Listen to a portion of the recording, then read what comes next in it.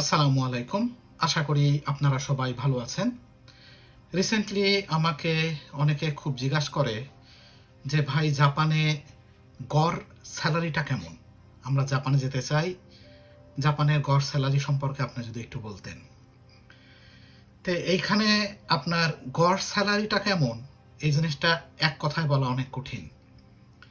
কারণ জিনিসটা আপনার নির্ভর করবে আপনার বয়স কত, আপনার কী ধরনের শিক্ষাগত যোগ্যতা আছে, কী ধরনের স্কিল আছে, আপনি কোন লাইনে পড়াশোনা করে আসছেন, আপনি কোন ইন্ডাস্ট্রিতে জব করেন, এই সব কিছুর উপরেই কিন্তু আপনার স্যালারিটা নির্ভর করবে।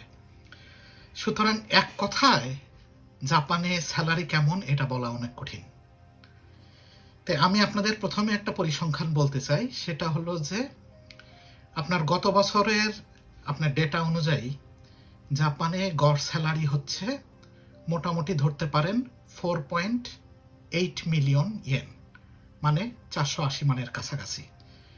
এক্স্যাক্টলি যদি বলি 478 মান, ঠিক আছে? এটা আপনার জাপানের যে ন্যাশনাল ট্যাক্স এজেন্সি আছে তাদের ডেটা। তো এর মানে কিন্তু এই না যে সবাই বছরে 480 মান করে ইনকাম করছে। এর মধ্যে যেহেতু এটা অ্যাভারেজ, এখানে দেখা যাবে যে কেউ 300 মান ইনকাম করতেছে বছরে, আবার কেউ বছরে 1000 মান ইনকাম করতেছে, কেউ 700 মান ইনকাম করতেছে।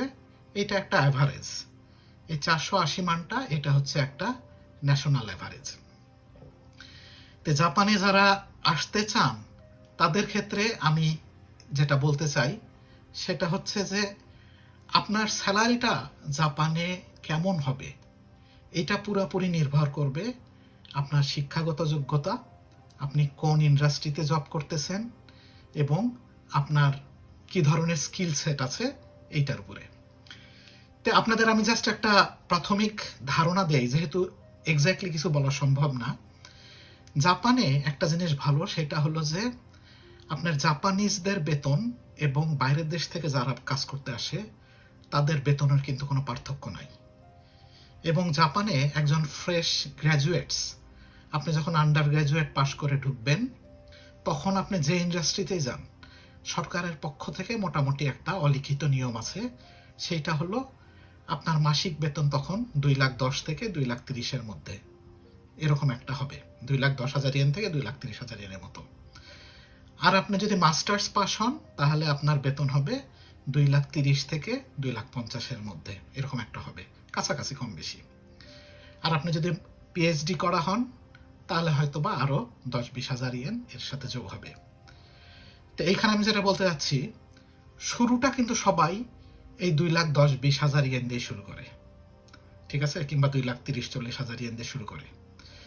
ডিফারেন্সটা শুরু হয় তারপরে যে আপনি কোন কোম্পানিতে কাজ করতেছেন, কোন ইন্ডাস্ট্রিতে কাজ করতেছেন এবং আপনি লাইফে কিভাবে আগাতে চান, কিভাবে আগাচ্ছেন।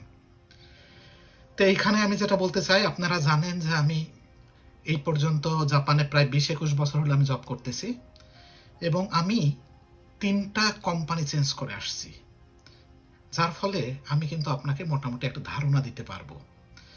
এবং আমি যে প্রথমে যে কোম্পানিতে জব করেছি ওটা বেশ ছোট ছিল, তারপরের কোম্পানিটা বেশ বড় বলা যায়, এখন অনেক বড় একটা কোম্পানিতে জব করি। সুতরাং আমার এই 3টা রেঞ্জে স্যালারি আমি আপনাকে বলবো না, যেহেতু এটা পার্সোনাল ইনফরমেশন, কিন্তু আপনাকে আমি একটা ধারণা দিচ্ছি। সেটা হলো যে আপনার জাপানে আপনি যখন ঢুকবেন তখন প্রথমে স্যালারিটা আপনার যেটা বললাম আপনার 2,10,000-20,000 ইয়েনের মতো হবে। এর সাথে আপনি যদি বড় কোম্পানিতে জব করেন দেখা যাচ্ছে আপনি 5-6 মাস বোনাস পাবেন, তার মানে আপনি 18 মাসের হয়তো বেতন পাবেন। আপনি যদি ছোট কোম্পানিতে জব করেন হয়তো 2 মাস খানিক কিংবা 3 মাস খানিকের বোনাস পাবেন। সেই ক্ষেত্রে আপনার বেতনটা কমে আসবে, আপনার 2 লক্ষ, আপনার হয়তো 14 মাস, বছরে 14 মাসে বেতন পাবেন। এবং এখানে আপনার বিশাল ডিফারেন্সটা আপনার সৃষ্টি হয়ে যায় কোথায়, সেটা হলো যে ঢোকার সময় কিন্তু সবাই একই 2 লাখ, যেটা বললাম 10-20-30,000 টাকাতে ইয়েন দিয়ে আপনি ঢুকতেছেন। কিন্তু বড় কোম্পানিগুলোতে যেটা হয় এদের বোনাস অনেক বড়, দেখা যায় যে বছরে আপনার 6 মাস বোনাস দেয়, কোনো কোম্পানি 10 মাস পর্যন্ত বোনাস দেয়, এরকম আমি শুনেছি, ঠিক আছে? তো এখন আপনি যদি 6 মাসে বোনাস পান, তার মানে আপনার বেতন হবে 1 বছরে আপনি 18 মাসের সমতুল্য বেতন পাবেন। তো এইখানে দেখেন আপনার ডিফারেন্সটা হয়ে গেল ছোট কোম্পানি আর বড় কোম্পানি। ছোট কোম্পানিতে আপনি বেতন পাচ্ছেন মোটামুটি যদি 2 মাস বোনাস পান তাহলে 14 মাস সমতুল্য, আর বড় কোম্পানিতে আপনি বেতন পাচ্ছেন 18 মাস সমতুল্য। তার মানে আপনার 100 মানের ডিফারেন্স কিন্তু এখানে হয়ে যাচ্ছে ঢোকার শুরু থেকেই। তো এরপরে যেটা হয় বড় কোম্পানিগুলো যেটা করে সেটা হলো আপনার ঢোকার যেহেতু মোটামুটি সিস্টেমটা একই লেভেল, গভর্নমেন্টের পক্ষ থেকে একটা প্রেশার থাকে এটা, তারপরে দেখা যায় যে এদের এমপ্লয়ীদের বেতনেরা প্রতি মাস বছরে 3 মান 4 মান 5 মান করে বাড়ায়, মানে 30-40 হাজার ইয়েন করে বড় কোম্পানিগুলো প্রতি বছর তাদের এমপ্লয়ীদের বেতন বাড়ায় ফেলে। কিন্তু এইটা কিন্তু ছোট কোম্পানিগুলো পারে না। এইখান থেকেই আপনার অরিজিনাল খেলাটা শুরু হয়ে যায়।